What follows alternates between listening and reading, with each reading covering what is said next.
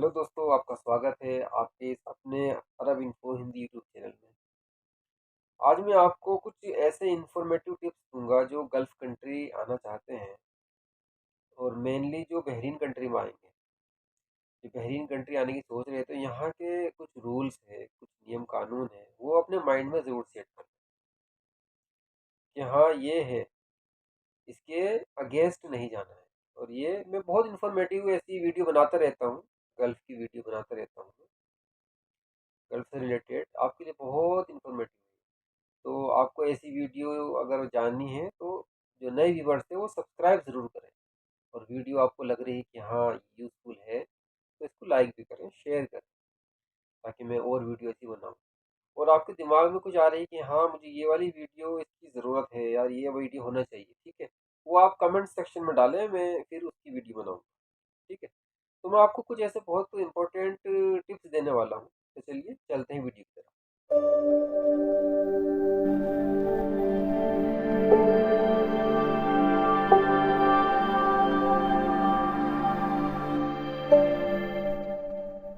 जब आप Bahrain country आने की सोच रहे हैं तो जो आपको एग्रीमेंट मिलता है ना, एग्रीमेंट को बहुत अच्छा करके उसको रीड करें, बहुत अच्छा करके उसको पढ़ें। ठीक है, जब आप किसी कंपनी में आपका सिलेक्शन होता है, ठीक, किसी भी एजेंसी में या किसी एजेंट के थ्रू आप इंटरव्यू देते हैं, ठीक है, जब सिलेक्शन होता है ना, उसके बाद में आपको जो एग्रीमेंट मिलता है वो एग्रीमेंट बहुत अच्छे से पढ़ें। ठीक, साइन ही ना करें उस पर, पढ़ने से पहले उसको अच्छे से, जब तक आप पढ़े ना उस पर साइन मत करो। ठीक है, और अगर साइन कर रहा है, उस पे साइन कर दिया, उसको फ़ोटो खींच लो, अगर आपसे पढ़ना नहीं आ रहा हो, वो इंग्लिश में लिखा होता है ज़्यादातर, तो बाद में किसी से पढ़वाओ कि इसमें क्या-क्या पॉइंट है, ठीक, क्या सैलरी है, कितने घंटे की ड्यूटी है, क्या-क्या इसमें रूल्स है, क्या-क्या कंपनी और मेरे बीच में जो एग्रीमेंट हो रहा है वो क्या है। तो उसको आपको बाद में परेशानी नहीं पड़ेगी, ठीक है? तो ये बहुत इम्पोर्टेंट है, एग्रीमेंट को ज़रूर पढ़ें। दूसरा क्या है कि जो ड्यूटी टाइम है, बहरीन में जो ड्यूटी टाइम है वो 8 घंटा है। लेकिन कभी-कभी क्या होता है कि एग्रीमेंट में वो 10 घंटा लिखा लेते हैं और फिर यहाँ पे आके वो लड़ते हैं। इसीलिए मैं बोला हूँ कि एग्रीमेंट को सही करके पढ़ें, ठीक है? फिर आप यहाँ पे कंपनी से लड़ नहीं सकते। अगर आपने एग्रीमेंट पे 10 घंटे पे साइन कर दिया है, तो वो 10 ही घंटा कराएँगी ना। ड्यूटी तो 8 घंटा है, बहरीन का जो लॉ है, बहरीन का जो कानून है वो 8 घंटे का है। लेकिन आपने एग्रीमेंट किया 10 घंटे पे, ठीक है ना? तो इसलिए एग्रीमेंट को सही से पढ़ें। तीसरा, फूड, खाना। अगर खाना कंपनी दे रही है ना, तो जब यहाँ पे बहरीन में आओगे, खाना कंपनी प्रोवाइड कर रही है, तो वो खाना कंपनी का आपको शुरू-शुरू में तो बहुत अच्छा लगेगा। उसके बाद में 15 दिन बाद, 20 दिन बाद, 1 महीने बाद वही खाना तुमको अच्छा नहीं लगेगा, ठीक है? तुमको टेस्ट ही नहीं आएगा, लेकिन उसको एडजस्ट करना है। बाहर आप आ रहे हो, बाहर मतलब निकलना, आप गल्फ कंट्री में आ रहे हो, तो एडजस्ट तो भाई करना पड़ेगा, ठीक है? और अगर कंपनी दोनों सहूलत दे रही है आपको, ठीक है, कि आप कंपनी का खाना चाहो कंपनी का खा लो और अलग से किचन प्रोवाइड करी हुई है, तो वहाँ जाकर आपका फूड का पैसे मिल जाएगा, वहाँ पका के खा लो, तो वो भी कर सकते हैं। लेकिन अगर खाना कंपनी का है तो वो तुमको एडजस्ट करना पड़ेगा भाई, ठीक है, ऐसा नहीं कि हाँ लड़ना है, ये है, ऐसा कुछ नहीं करना। तीसरा क्या है भाई, आप यहाँ जब बहरीन में आए हो तो यहाँ पे एक वर्कर की हैसियत से हो, ठीक है, आपको 1 साल 2 साल अगर हो गए यहाँ पे और आप सोच रहे हो कि नहीं यार मैं तो बहुत बड़ा बन गया, आप दूसरे से लड़ रहे हो, झगड़ रहे हो, ठीक है, आपस में, और फाइटिंग कर रहे हो, तो बहरीन में भाई ये बहुत डेंजर है। अगर आप यहाँ लड़ोगे ना और किसी का लड़ाई में ब्लड निकल गया, ब्लड को बहुत डेंजर सोचते हैं यहाँ पे जो शुरता वाले होते हैं, जो कानून है यहाँ के बहरीन के, कि यहाँ पे लड़ने में तुमने ब्लड निकाला तो भाई आपको जेल हो सकती है और इंडिया भी भेज सकते हैं। इंडिया, पाकिस्तान, जहाँ का भी बंदा है वो वहाँ भेज देंगे। तो भाई यहाँ लड़ना नहीं, ठीक है? काम करना है यहाँ पे, काम ही करना है। दूसरा एक बात है अकोमोडेशन, जो हमारा रहने की जगह होती है। आप यहाँ पे जो, अगर कंपनी तुमको अकोमोडेशन दे रही है, मोस्टली 99% तो अकोमोडेशन कंपनी देती ही है, ठीक है? जो रहने की जगह होती है, तो वो परमानेंट नहीं होती भाई।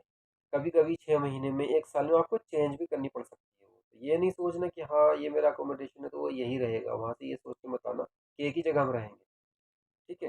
कंपनी की साइट होती है, वहाँ पे भी रूम होती है, आपको वहाँ भी रहना पड़ सकता है। कंपनी के काम के हिसाब से आपकी जगह चेंज भी हो सकती है रहने की, 6 महीने में, 1 साल में, 1.5 साल, 2 साल, जैसे भी कंपनी का एक सिस्टम होता है, ठीक है? तीसरा आपका एक दूसरा क्या है कि अगर आप सिविल कंस्ट्रक्शन में आ रहे हो, तो दिमाग में ये रख के सोच के आओ यहाँ पे कि मुझे धूप में, छाँव में दोनों जगह काम करना पड़ सकता है, ठीक है? आप यहाँ पे आए हो, आपको कुछ दिन छाँव का काम मिल गया, फिर कुछ दिन में आपको धूप का काम मिल रहा, आप बोलो नहीं, नहीं फोरमैन से बोल रहे हो तुम, भाई मैं तो ये काम नहीं करूँगा धूप में, भाई क्यों नहीं करोगे?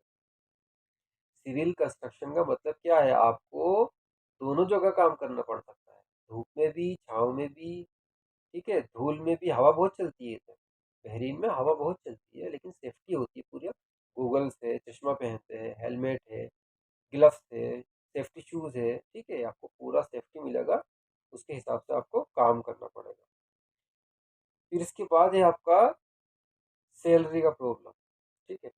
सैलरी क्या होता है, किसी-किसी कंपनी में एवरी मंथ सैलरी मिल जाता है, किसी-किसी कंपनी में 2 महीने का सैलरी के बाद में सैलरी मिलता है, यानी कि 1 महीने का सैलरी अपने पास रखती है कंपनी और दूसरे महीने का सैलरी देती है, यानी 2 महीने का रोक के जब सैलरी मिलती है। तो ये दिमाग में बिठा लो कि सैलरी मिलना चाहिए, चाहे 1 महीने में मिले या 2 महीने में मिले, ठीक है? उसके ऊपर लड़ना नहीं है, स्ट्राइक नहीं करनी है कि भाई सैलरी नहीं मिल रहा है।